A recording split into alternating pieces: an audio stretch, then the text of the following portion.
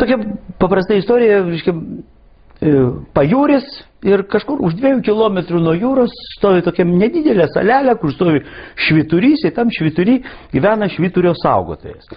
Aš sakau, švyturio saugotojai ateina registruotas laiškas ir iš pašto tas privažiavo su dviračiu, net audra, aфигенно, vėjas, pučia, sėda į valtelę ir hujarina link švyturio 2 kilometrų. Kiek jisai nufiga, tiek jį atgal atpučia.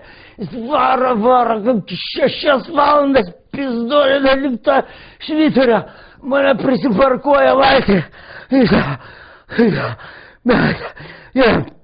Ta švyturio dum, duris susilakas, stoja švyturio saugotojas. Ką darė? Jopsek! Ковырял, насмотрел, блядь, там, нахуй, лайшка регистрация, ща, блядь, посерочник, пизду, нахуй, ёпса, пизда, вообще, блядь, gyvensi.